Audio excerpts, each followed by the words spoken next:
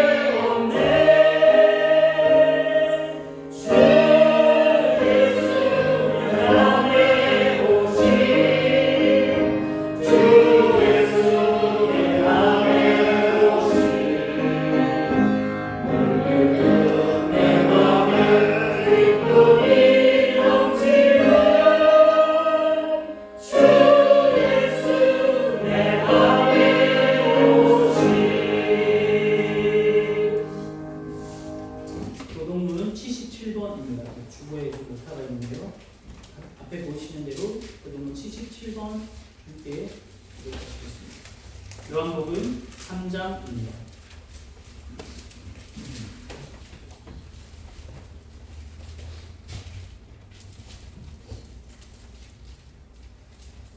하나님이 세상을 이처럼 사랑하사 독생자를 주셨으니 이는 그를 믿는 자마다 멸망하지 않고 영생을 얻게 하려 하셨습니다. 하나님이 그 아들을 세상에 보내신 것은 세상을 심판하려 하지 아니하고 그로 말미암아 세상이 구원을 받게 하려 하십니다. 그를 믿는 자는 심판을 받지 아니하는 것이요 믿지 아니하는 자는 하나님의 독생자의 이름을 믿지 아니하므로 벌써 심판을 받은 것이니라. 그 정죄는 이것이니 곧 빛이 세상에 왔으되 사람들이 자기 행위가 악함으로 빛보다 어둠을 더 사랑하는 것이라. 악을 행하는 자마다 빛을 미워하여 빛으로 오지 아니하나니 이는 그 행위가 드러날까 하며 진리를 따르는 자는 빛으로 오나니 이는 그 행위가 하나님 안에서 사랑하는 것을 나타내려 하십니다. 아멘. 우리를 대표하셔서 김경복 장로님 알려주시겠습니다.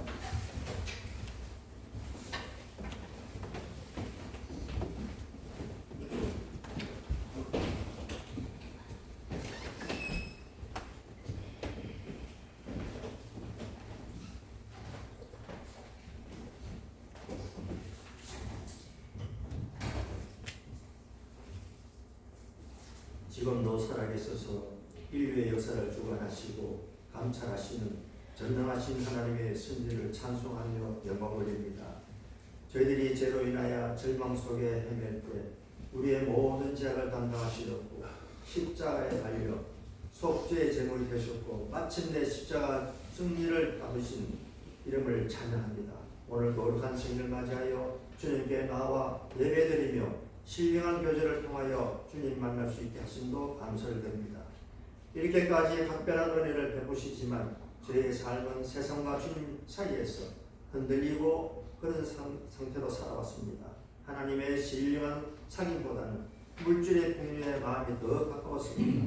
주여 이 불쌍한 죄를 긍휼히 여겨주시기를 간절히 소원합니다. 우리가 기가 있다 하지만 정말 우리가 드려야 할 주님의 권면을 듣지 못하고 보기는 하지만 헛된 것에 잠겨서 영광된 소망을 보지 못하는 고난을 용서해 주시고 이 시간에 우리 심령이 새롭게 변화되어서 산 소망을 확실히 붙들고 살아가게 하옵소서. 우리를 성도로 불러주신 하나님 이 자리에 주님 교회를 세워주시고 지키시며 이끌어주심에 감사를 드립니다. 친히 당신의 영으로 세우신 제단이오니 이 교회가 구원의 방주 역할을 넉넉히 감당하므로 무신령들이 어려운 길에서 영원한 빛 되신 주님을 발견하도록 성령 충만케 하옵소서. 우리 인생들이 걸어가게 할 동기를 몸소 보여주신 주님의 삶을 그대로 따르는 교회가 되어서 이 시대를 밝히는 등불의 역할과 무리한 악을 정화시키는 소금의 글을 감당하도록 은혜 충만케 하옵소서. 오 하나님, 병으로 인하여 고통에 있는 성도들을 돌봐주시고 주의 은혜를 속히 내리시사 함께 예배드릴 수 있게 주시옵소서. 또 주님을 떠난 우리 성도들을 기회해 주시고 당저와 같은 마음을 부어주시사 주님 앞으로 속히 돌아오게 해 주시기를 간절히 소원합니다. 참 좋으신 하나님, 아버지, 다음 세대가 하나님의 말씀과 생명의 복음으로 잘 교육을 받아서 인공지능이 만능처럼 달려들고 첨단 기술들을 경험하는 이 시대 속에서도 우리 자녀들이 언제나 살아계신 주를 증언하면서 주님의 귀한 자녀가 되기를 간절히 원합니다. 또한 대학 생활을 하는 청년들도 있습니다. 대학은 자유가 참 많고 유혹도 많은 곳입니다. 오 하나님, 그들의 주인으로서 또는 친구로서 만나서로 함께 동행하시는 예수님을 모시게 하여 주심을 감사드립니다. 그리고 예수님이 언제나 같이 계심을 기억하고 낮에는 모든 악으로부터 밤에는 모든 두려움으로부터 보호해 주시기를 소원합니다. 강단에 쓰신 목사님에게 성령께서 붙드시며 엘리야에게 주신 능력을 7배나 더하셔서 애끓는 심정으로 말씀을 전하실 때에 우리 심령의 말씀을 청종하고 마음이 움직이고 새 힘을 얻어서 예수 주님 땅에서 살도록 도와주시길 간절히 원합니다. 모든 말씀 배울 때에 예수님 이름으로 기도드립니다. 아멘.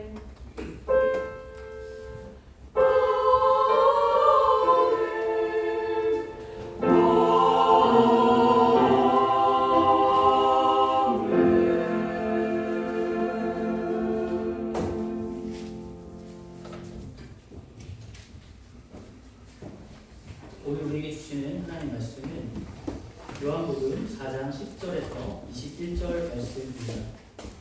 요한복음 4장 10절에서 21절 말씀입니다. 제가 봉독하겠습니다.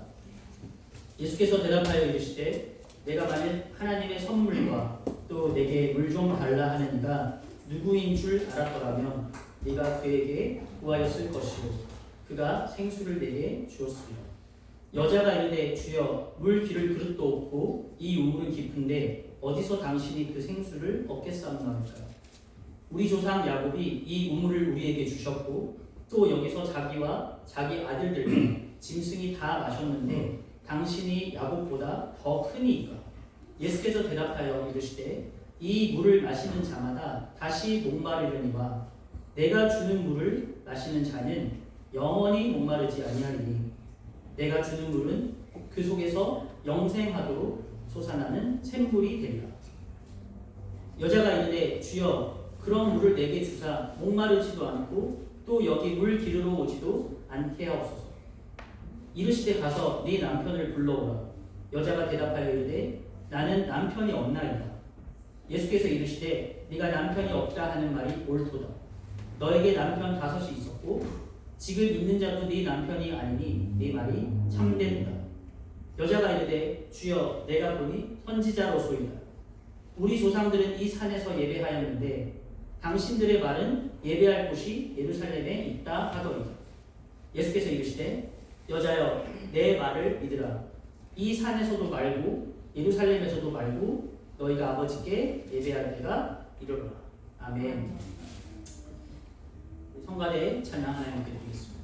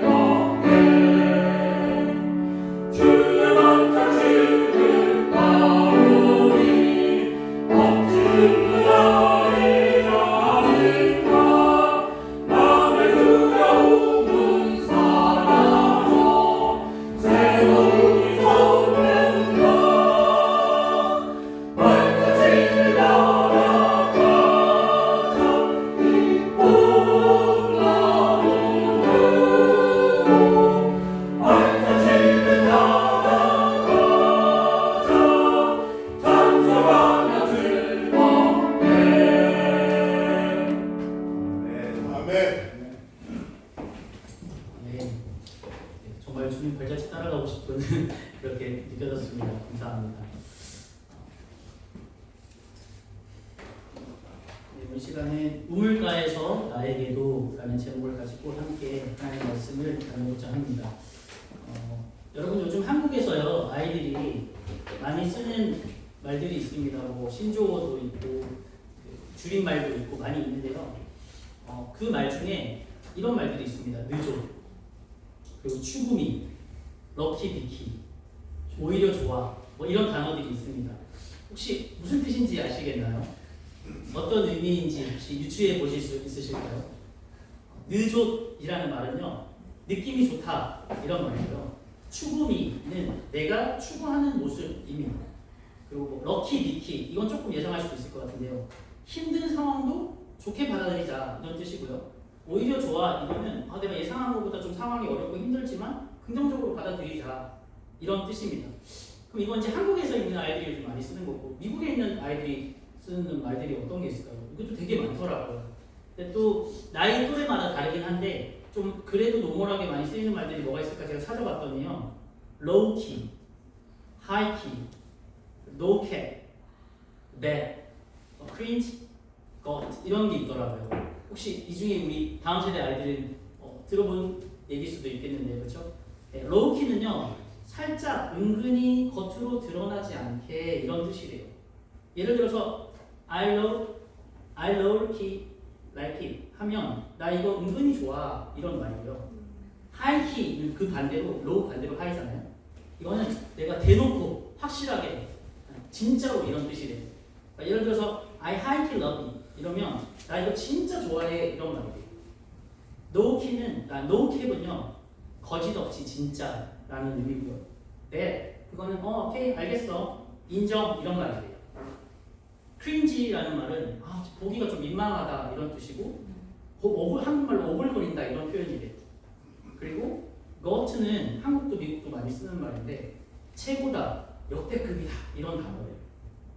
어떤 분들은 이걸 들으시면서 바로 이해하시고 어떤 분들은 들으면서도 잘 이해가 안 되는 그게 무슨 말이지 이렇게 생각하실 수 있을 것 같습니다. 같은 나라 말인데요. 서로 쓰는 그 언어의 감각이 다르면 말이 통하지 않아서 대화가 답답해질 때가 있습니다. 혹시 여러분 그 고구마 먹는데 고구마를 막 한 개, 두 개 계속 먹는데 물이나 음료수 없이 계속 드신다고 한번 생각해 보세요. 되게 목 막히고 답답하죠. 그렇게 고구마를 한 10개 정도 먹은 느낌으로 상대방과 대화해 보신 적이 있으신가요? 아니면 혹시나 우리가 기도하는데 내가 하나님한테 얘기하고 있는데 주님 우리에게 뭐라고 말씀하시는 것 같은데 이렇게 느껴진 적은 없으신가요? 오늘 본문 말씀이 바로 그런 대화입니다. 보통 대화가 안 된다라고 말할 때는 두 가지 경우입니다. 첫 번째는 대화를 하는데 서로 저는 다른 언어를 사용하기 때문인 거죠. 뭐 예를 들어서 잘 모르는 외국어를 사용하거나 아니면 조금 전에 저희가 봤던 것처럼 이런 새로운 단어들 같은 것을 사용하는 경우라서 말이 안 통하는 경우죠. 두 번째 경우는요. 언어 자체는 같은 말을 쓰고 있어요. 같은 나라의 언어를 쓰고 있지만 서로의 그 대화의 포인트가 전혀 맞지 않는 경우입니다. 오늘 본문 말씀 우리가 봤던 요한복음 4장에 있는 이 말씀은요. 두 번째 경우에 속하는 것처럼 보입니다. 그러나 사실 이 대화는 그 어떤 대화보다도 서로의 질문에 정곡을 찌르는 대화, 그 상대방의 갈증을 아주 시원하게 해소해주는 그런 대화였습니다. 여러분 성경 본문을 제가 오늘 말씀이 좀 길어서 잘라서 읽었는데도 사실은 제가 지금 전하고 있는 이 말씀의 배경은 4장 전체 1장부터 30장까지의 말씀 전체의 배경으로 지금 말씀을 나누고 있습니다. 그래서 제가 말씀을 지금 나눌 때에 성경을 펴보시고 눈으로 그 한 절 한 절 따라오시면서 읽으시면 더 좋을 것 같습니다. 1절 말씀에 예수의 제자를 삼고 세례를 주는 것이 요한보다 많다 하는 말을 바리새인들이 들을 줄을 주께서 아신지라. 2절에 예수께서 친히 세례를 주신 것이 아니요 제자들이 준 것이라. 유대를 떠나사 다시 갈릴리로 가실새 사마리아로 통행하여야 하겠는지라. 4절에 통행하여야 하겠는지라 할 때 이 통행을 해야겠다라는 것은 어떠한 목적과 이유가 있다는 거죠. 내가 하여야겠다 통행을. 그러니까 글로 지나가야 될 이유가 있다는 겁니다. 영어 성경을 보면 더 분명히 알 수가 있습니다.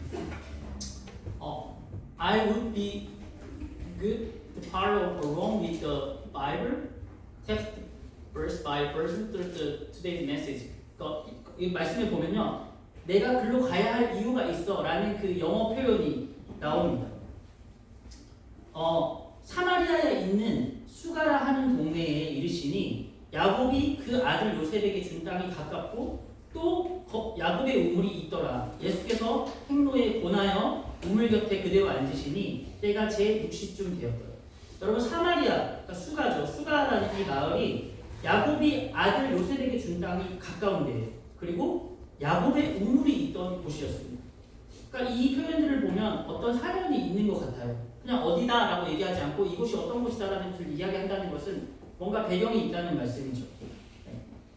예수님께서 여행하시느라 피곤하셔서 우물 곁에 그대로 앉으셨어요. 근데 이제 이게 우리 한국 시간으로 하면 낮 12시쯤 되는 시간인데 이제 피곤하시잖아요. 근데 왜 굳이 여기에 오셨을까요? 왜 굳이 이곳에 들리셨을까요? 빨리 가서 그냥 목적지가 있으면 빨리 가서 쉬시면 더 좋을 텐데 왜 사마리아로 그것도 정확하게 왜 수가성으로 오셔야 했을까요? 7절 말씀을 보니까요. 사마리아 여자 하나가 물을 기르러 왔으니 예수께서 물을 좀 달라 하시니 그때 마침 여인 하나가 어느 여인이 물을 기르러 왔습니다. 그 여자에게 예수님이 물을 달라고 말씀하시죠. 제자들이 늘 예수님 바로 곁에 이제 붙어서 다니면서 있었을 텐데 왜 처음 보는 여자에게 예수님은 물을 달라고 하셨을까요? 예수님 이미 이 여자에게 물을 달라고 하신 이유가 뭘까요? 8절에 이는 제자들이 먹을 것을 사러 동네에 들어갔습니다. 여기 지금 이 상황에서는 제자들이 없는 거죠. 이때 제자들이 먹을 것을 사러 동네에 들어가서 자리가 없었습니다. 9절에 보니까 사마리아 여자가 가로되 당신은 유대인으로서 어찌하여 사마리아 여자인 나에게 물을 달라 하나이까 하니 이는 유대인이 사마리아와 상종치 아니하니라. 여러분 왜 이런 이야기를 했을까요? 예수님이 자기에게 물을 달라고 하는 이 상황 자체가 이 여인의 입장에서는요 참 의아하고 신기한 일이었어요. 우물가에서 만나면 물 달라고 할 수 있지 이렇게 생각하실 수 있을지 모르겠지만 이 배경을 또 역사적인 사회적인 배경을 알면 너무 신기하고 의아한 상황이라는 것을 여러분 알 수 있을 겁니다. 예수님이 자기에게 물을 달라고 하는 이 상황 자체가 여인의 입장에서는 참 의아하고 신기한 상황이었는데요. 왜냐하면 이 당시의 유대인들은 사마리아와 상종도 하지 않았습니다. 좀 심하게 말하면 사람인데 거의 짐승 취급, 개 취급했었습니다. 사마리아 지역은요 팔레스타인의 그 중앙부 예루살렘 북쪽에 위치해 있었습니다. 이스라엘 왕국이 남북으로 분열된 후에 북쪽 이스라엘 왕국의 수도였고요. 로마 제국의 지배하에 들어간 그 후로부터는 북쪽의 갈릴리 그리고 남쪽의 유대 땅 그 사이의 지역을 가르치는 지방령이 되었어요. 아수르에 의한 점령 후에 이곳으로 이주한 그 이민들이 있죠. 이민족들과 남아 있었던 유대인들과의 그 혼혈에 의해서 생긴 사람들이 바로 이 사마리아인들이었어요. 그래서 그 혈통 자체가 불결하다고 여겼었습니다. 그래서 이러한 혼혈과 이교도와의 혼합 때문에 유대인으로부터 심한 배척을 받았고 바빌론 포로에서 돌아온 유대인들이 성전을 재건할 때도 너네는 할 수 없어 이렇게 거부당한 사람들이었습니다. 예수께서 대답하여 이르시되 10절에 내가 만일 하나님의 선물과 또 내게 물 좀 달라 하는 이가 누군 줄 알았더라면 네가 그에게 구하였을 것이요 그가 내게 생수를 주었을 것이요. 이게 무슨 이야기를 하는 걸까요? 여러분 잘 한번 생각해 보세요. 사마리아 지금 여러분들이 사마리아 여인이라면 지금 이 상황에서 예수님의 이 이야기가 이해가 되시나요? 사마리아 여자인 나에게 방금 설명드렸던 것처럼 평소에 이 사람들이 우리 인간 취급도 알았는데 내가 지금 여기 온 거는 그 사람을 심지어 피해서 뜨거운 시간에 온 건데 이 사람 갑자기 유대인처럼 보이는 사람이 나에게 물을 달라고 한 것도 되게 너무 신기한데 갑자기 이분이 또 하나님의 선물은 무슨 말이고 물 좀 달라고 한 자가 누군지 알았으면 그 사람에게 줬다. 나는 또 이 말은 도대체 뭔가. 근데 그 사람이 그러면 생수를 줬을 거라고. 나한테 물을 달라고 해놓고 또 자기가 생수를 줄 거라고. 이렇게 막 무슨 말인지 이해가 안 될 수 있는 상황이죠. 11절 말씀에요. 여자가 가로되 이렇게 이야기하죠. 주여 물 기를 그릇도 없고 이 우물은 깊은데 어디서 이 생수를 얻겠사옵나이까. 여러분 가만히 보시면요. 우리가 알고 있는 말씀이라서 그냥 쉽게 별 생각 없이 넘어가실 수 있지만 사실 이걸 하나하나 생각해 보면요. 묻는 질문에 서로 맞지 않는 대답을 계속 이야기를 하고 있습니다. 이 질문에 맞지 않는 대답을 한 예수님께 이 여자가 또 자기도 하고 싶은 말을 해요. 궁금했던 걸 계속 물어보는 거예요.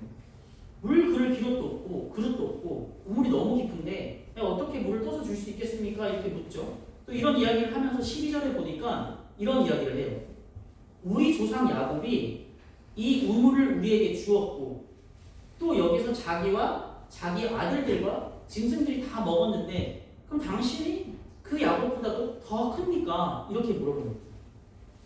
가만히 보면요. 예수님만 그런 게 아니라 이 여인도 대화의 흐름에 전혀 맞지 않는 이야기를 계속 하고 있는 것 같습니다. 예수님과 대화하고 있는 이 우물을요. 우리 조상 야곱이 우리에게 주었고 이 우물에서 야곱과 야곱의 아들들이 다 먹었다고 합니다. 그러니까 얼마나 대단한지 지금 야곱이 이야기하는 거죠. 그런데 이 우물이 역사적인 의미로 이렇게 대단하고 이 대단한 우물을 야곱이 줬는데 당신이 또 다른 물을 우리에게 준다고요? 라고 질문하는 겁니다. 당신이 주는 물이 더 대단한 물입니까? 아니면 당신이 야곱보다 더 대단한 사람입니까? 이렇게 묻는 거예요. 13절 말씀에 예수께서 대답하여 가라사대 이 물을 먹는 자마다 다시 목마르리라. 예수님이요 야곱보다 더 크냐고 지금 물어봤어요. 그런데 예수님은 또 뭐라고 말씀하시나요? 이 우물을 먹는 자마다 다시 목마를 것이다 라고 이야기했어요. 여러분 저는 처음에 이 말씀을 볼 때요 너무 답답한 거예요. 이 대화를 계속 하고 있긴 한데 전혀 이렇게 만나지 않고 계속 평행선으로 가는 거예요. 서로 묻는 말에 답하지 않고 각자 자기가 하고 싶은 말만 계속 하고 있는 것 같이 보입니다. 여러분 이 물은 도대체 무슨 물이길래 마시면 또 다시 목마르지 않는다 라고 하실까요? 이런 물이 있기는 있는 걸까요? 14절 말씀에 내가 주는 물을 먹는 자는 영원히 목마르지 아니하리니 나의 주는 물은 그 속에서 영생하도록 솟아나는 샘물이 되리라. 여러분 이 물은요 예수님이 주신다고 합니다. 자신이 주는 물은 영원히 목마르지 않는다고 하십니다. 근데 더 신기한 것은요 이 물은요 그 속에서 영생하도록 솟아나는 샘물이 된대요. 이 이야기를 듣고 드디어 여자가 서로의 그 대화의 주제에 포인트가 맞는 그 질문에 맞는 대답을 하기 시작합니다. 아 정말 목말랐구나. 정말 갈증이 심했구나 이렇게 생각이 듭니다. 여자가 가로되 주여 이런 물을 내게 주사 목마르지도 않고 또 여기 물 길러 오지도 않게 하옵소서. 절대 해결되지 않았던 그 여인의 타는 듯한 그 목마름과 갈증이 느껴집니다. 이 여인은 어떤 갈증이 있었길래 이렇게 대답했을까요? 예수님 말씀이 사실이라면 이 여인은 사람들의 눈을 피해서 아무도 물을 들어오지 않는 이 뜨거운 태양이 비치는 이 엄청 뜨거운 시간에 더 이상 물 길러 올 필요가 없다는 것입니다. 여러분 이쯤 되면 예수님의 대답이 궁금하시지 않으신가요? 예수님 뭐라고 대답하시나요? 16절 말씀에 가라사대 가서 내 남편을 불러오라. 갑자기 이건 또 무슨 생뚱맞은 이야기일까요? 그쵸? 여러분이 여인이라고 생각해보세요. 이제 좀 대화의 포인트가 이제 생수 얘기했는데 갑자기 남편을 데리고 오래요. 이제 좀 포인트가 맞나 했는데 갑자기 예수님이 뜬금없이 남편을 불러오라 하십니다. 이렇게 말씀하시는 예수님에게 사마리아 여인의 대답은 무엇입니까? 17절에 봤더니 나는 남편이 없나이다. 그랬더니 예수님이 네가 남편이 없다는 말이 옳도다. 그래 맞죠. 너 남편 없지. 이렇게 또 얘기하세요. 예수님이 잘못 맞추신 건가요? 그러나 여자는요 이제 정신줄을 잡고요 대화의 흐름을 놓치지 않고 예수님 말씀에 맞는 대답을 해요. 이렇게 대답하죠. 저는 데려올 남편이 없습니다. 그래서 또 예수님이 너는 남편이 없다 맞다 네 말이 이렇게 말씀하시면서 18절을 이어서 보니까요 왜 없냐면 지금 없는 게 맞아. 네가 남편이 5 있었지만 지금 있는 사람도 네 남편이 아니니? 그치, 내가 남편이 없는 게 맞지. 이렇게 말씀하세요. 여러분, 지금 이 대화를 떠나서 저는 이걸 10대 때 보는데요. 와, 남편이 5명이라고? 네. 무슨 사정이 있었길래, 어떤 사연이 있었길래 남편이 5명이나 됐을까요? 여인이 이렇게 대답해요. 19절에요. 주여, 내가 보니 선지자라고 있습니다. 이 예수님 5명, 자신이 남편 5명 있는 걸 맞추고 지금도 없다라고 말하는 걸 딱 듣자마자 이 여인이 갑자기 예수님 보고 선지자래요. 여진이 화들짝 놀랍니다. 그리고 나서 바로 예수님을 부르는 호칭이 바뀝니다. 이때까지는 당신, 선생님 이렇게 얘기하다가 이제는 선지자라고 불러요. 왜 갑자기 호칭이 바뀔까요? 우리 이 한글 성경에 보니까요. 내가 보니 라는 이 말씀이 있죠. 19절에 주여 내가 보니 선지자로소이다 할 때 이 내가 보니라는 이 말이요. 성경 원래 원어로는요.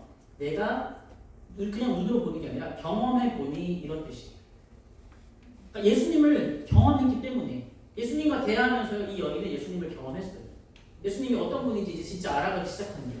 우리도 예수님을요. 날마다 경험하고 이 예수님을 나의 구주, 나의 하나님으로, 나의 그리스도로 부를 수 있기를 원합니다. 여러분 사마리아 여인이 우물가에서요. 예수님과 대화하면서 이분이 정확하게 누군지 몰라도 아 이분이 보통 분이 아니구나 라는 걸 이제 직감하기 시작했습니다.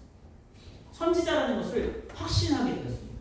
자신의 과거사, 남편 이야기를 알아봐 주신 예수님을 보고 선지자라고 부르면서 갑자기 드디어 이제 대화의 주제가 바뀝니다.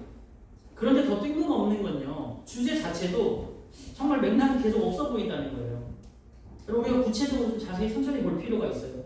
사실은요. 이게 맥락이 없는 이야기가 아닙니다. 19절과 연결해서 보시면 이 말은 아 이런 의미였구나 알 수 있어요. 뭐냐면 이런 거예요. 나는 오늘 여기서 당신을 처음 만났지만 내 과거, 내 인생을 다 알고 있는 이 당신을 경험해 보니까 당신이 진짜 선지자시군요.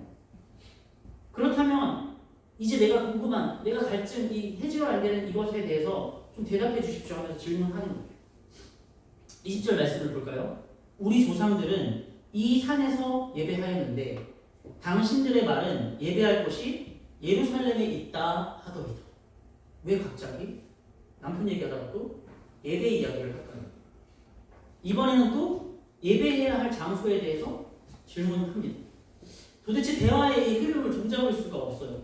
21절의 말씀을 보겠습니다. 예수님이 말씀하시죠. 여자여 내 말을 믿으라. 이 산에서도 말고 예루살렘에서도 말고 너희가 아버지께 예배해야 할 때가 이르리라. 그랬더니요. 예수님께서 묻는 말에 정확하게 대답하셨나요? 아니요. 또 동문서답 하신 것처럼 보여요. 왜냐하면 여인은 예배를 어디서 해야 될까요? 라는 그 장소에 대한 질문을 했죠.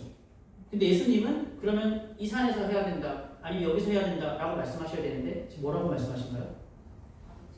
네, 예배해야 될 때가 온다. 그 타이밍에 대해서, 시간에 대해서 말씀하세요.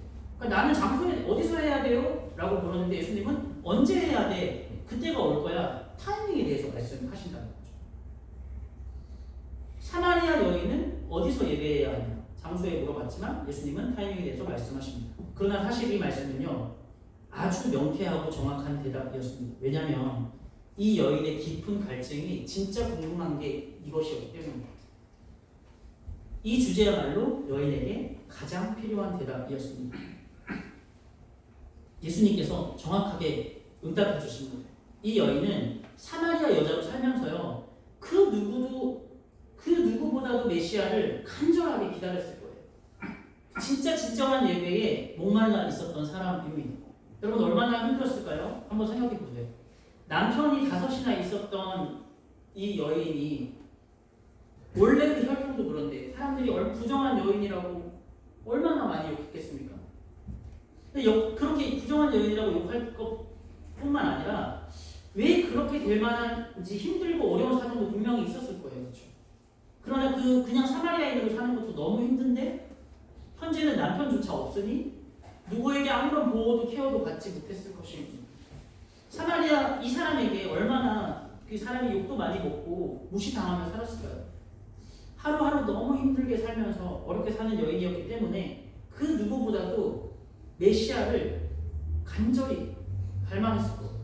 하루라도 빨리 그 그리스도라 부르는 그 메시아가 내 인생에 좀 찾아오면 좋겠다 기다리고 기다렸을 것입니다. 그런데 이 여인이요 예수님의 말씀을 잘 이해하지 못하고 자기가 기다리는 그 그리스도가 오면 다 알려줄 것이다 라고 하는 이 예수님께 이 얘기를 하니까요 예수님이 자신이 그리스도라고 말씀하세요. 그리스도 메시아를 기다리는 여인에게 주님은 계속 말씀하십니다. 여러분 우리도 마찬가지입니다. 우리도 그리스도인 이 예수님이 꼭 반드시 필요합니다. 그 예수님께서 지금 우리에게 동일하게 말씀하신다고 믿습니다. 내가 그로. 그래서 지금 우리에게 정말 중요한 건요 진짜 꼭 필요한 것은 주님 내가 어디로 가야 될까요? 이 질문이 아니라 지금은 예배해야 할 때라는 사실입니다. 사랑하는 재건 나성교회 성도 여러분, 여러분에게 어떤 고민이나 문제가 있습니까? 그 고민이나 문제를 해결하기 위해서요 무엇부터 해야 될까요? 누구를 찾아가야 될까요? 어디로 가야 될까요? 여인의 질문처럼. 여러분 제가 LA에 오기 전에는 그 한국의 한 대안학교의 교목으로 섬겼었는데요. 그 학교에서 함께 예배하고 그 성경 공부하면서 또 많은 아이들을 만났습니다. 그래서 근데 그 아이들을 만나면요 아이들 되게 해맑아 보이잖아요. 그 해맑아 보이는 아이들도요 아이들 나름의 고민들이 다 있어요. 그런 아이들이 가끔 찾아와서 저에게 이런저런 이야기를 하면서 이제 상담을 하게 됩니다. 그때마다 저는 이런 얘기를 해줬어요. 네가 이런 문제를 갖고 와서 어려움이 있는데 그럼 과연 이걸 해결하기 위해서 뭘 해야 될까? 어떻게 하면 될까? 뭐 담임 선생님도 찾아가고 또 상담 선생님도 찾아가고 나처럼 목사님한테도 찾아와서 이런 이야기를 다 하면 그게 좀 해결이 될까? 미안한데 전혀 그렇지 않아. 물론 해결이 되고 도움이 될 때가 있지. 선생님들도 또 목사님들도 만나서 이야기하고 상담도 받아야 돼. 근데 그분들이 주는 그 도움 일시적일 수는 있어. 그러나 어떤 외로움이나 공허함이나 허무함 같은 이런 인생의 근본적인 문제를 해결해 줄 수 있는 이 사람은 아무도 없어.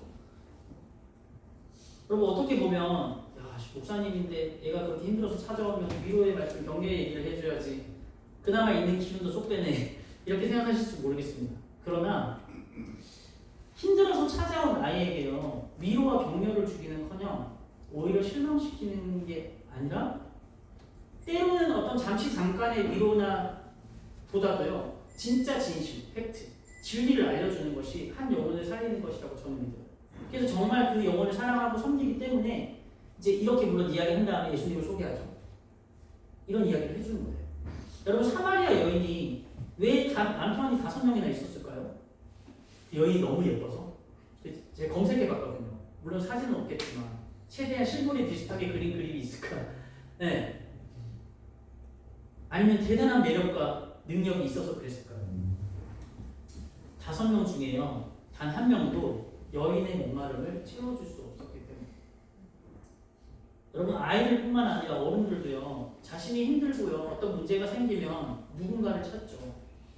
그러나 사실 그 찾은 그 대상이요 어떤 분야의 훌륭한 전문가이든 자신이 믿고 의지하는 어떤 사람이든 선생님이든 심지어 저 같은 목회자들이라 할지라도 이분들도 또 다른 무언가로 인해서 힘들어하고 누군가에게 나누고 싶은 문제를 가지고 있는 똑같은 사람일 뿐입니다.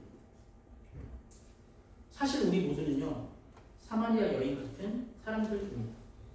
22절 말씀을 보니까요 너희는 알지 못하는 것을 예배하고 우리는 아는 것을 예배하노니 이는 구원이 유대인에게서 나니라.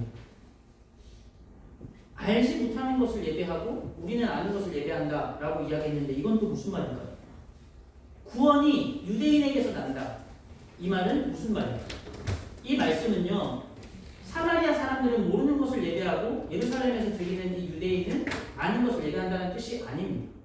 여기서 예수님이 보시는 사마리아인들은요 육신에 속한 자들을 말하고요 유대인이란 예수님과 같이 거듭난 자들 말하고 있어요.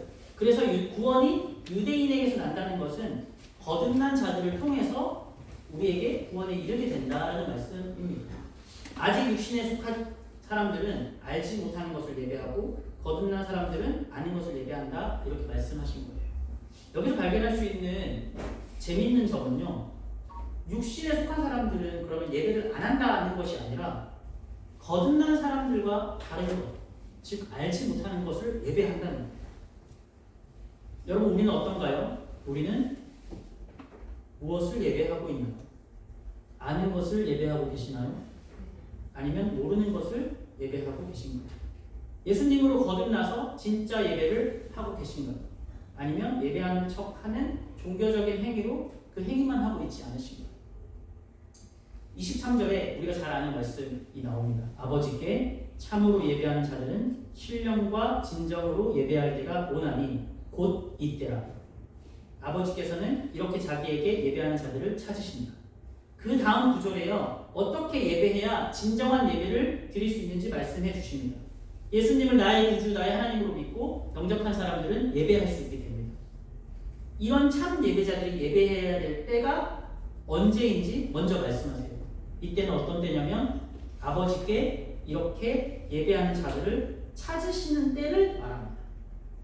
그럼 이때 어떻게 예배해야 할까요? 신령과 진정으로 예배해야 합니다. 신령과 진정으로 예배하는 것은 성령과 진리로 예배하는 것입니다. 만약 내가 드리는 이 예배에요 성령님과 진리, 곧 하나님의 말씀이 없다면 진짜 예배가 맞나를 다시 한번 고민해 봐야 합니다.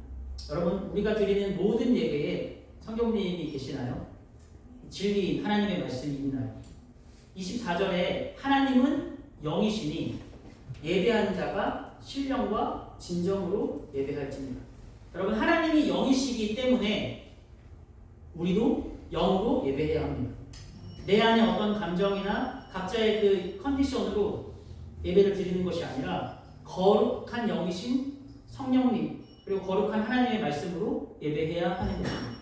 그러므로 예배할 때마다 여러분들이 성령님을 초청하시기를 축복합니다.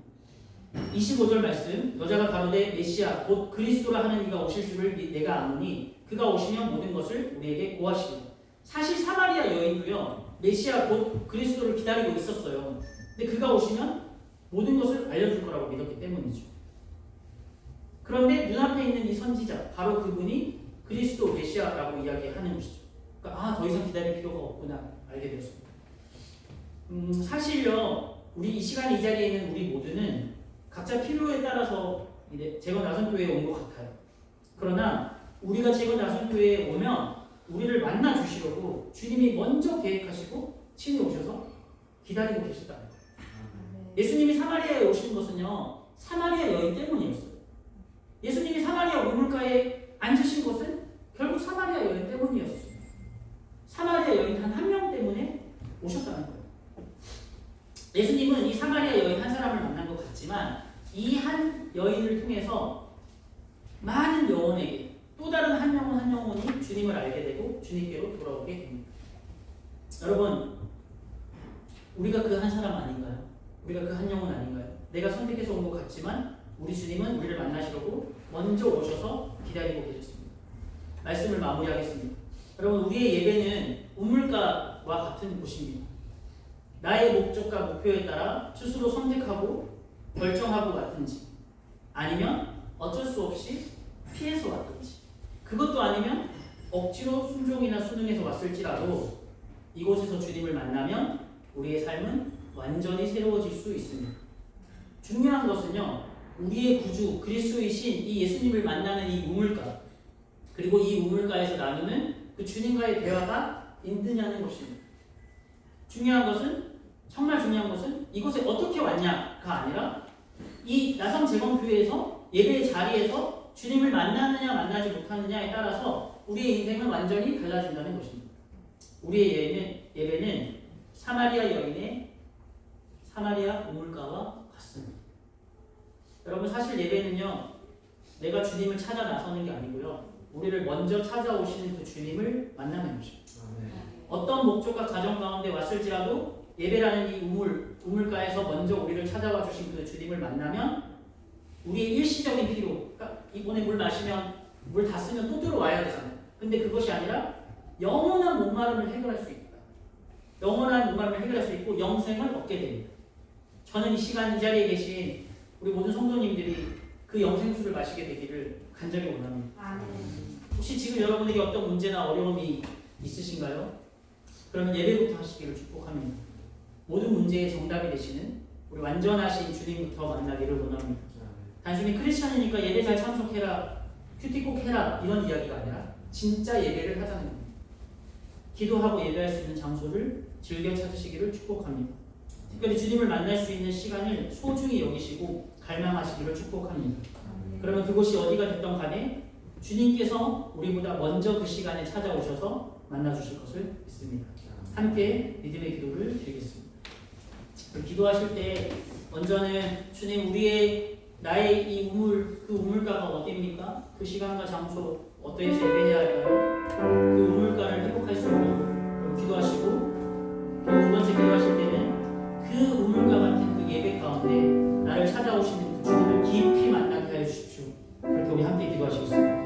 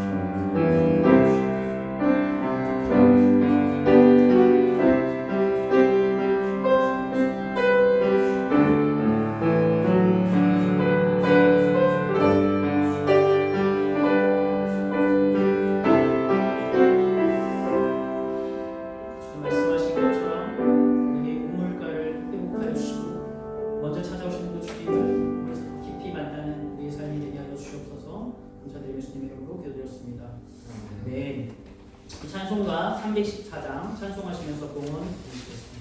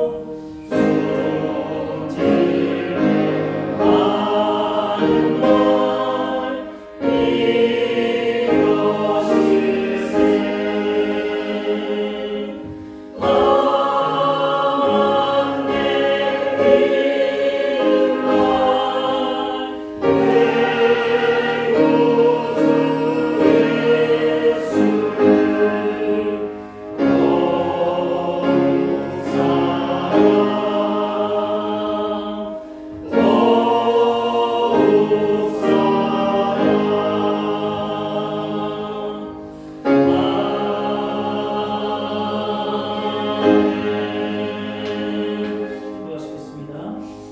하나님, 우리에게 드릴 수 있는 물질과 마음을 허락하여 주셔서 감사합니다. 이 물질이 쓰이는 곳마다, 이 헌금이 쓰이는 곳마다 하나님의 나라의 영광이 나타나게 하시고 믿지 않는 자들이 주께로 돌아오는 역사가 있게 하여 주시옵소서.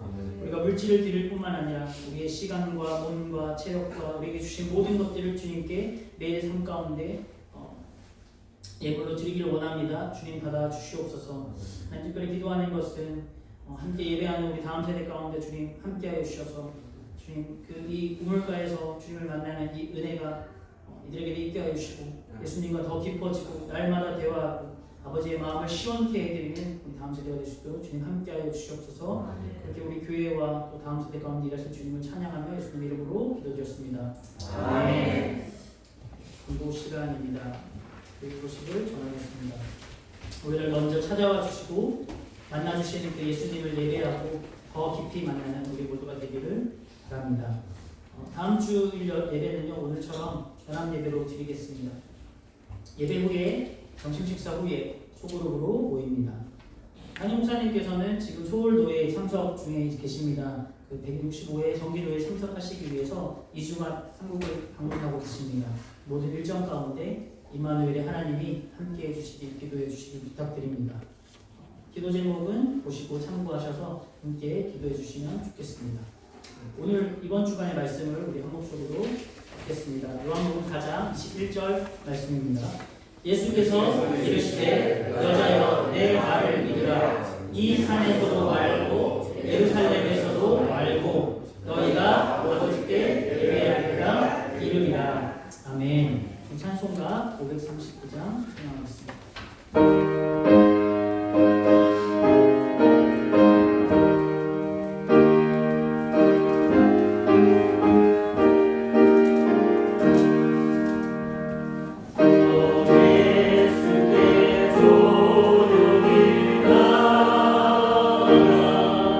내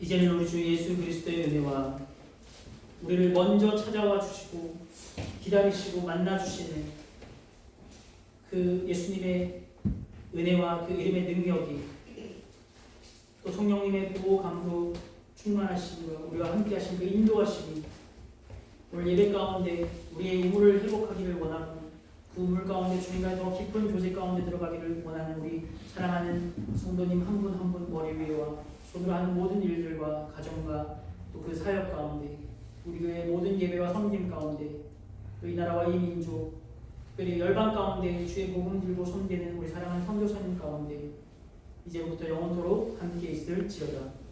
아멘.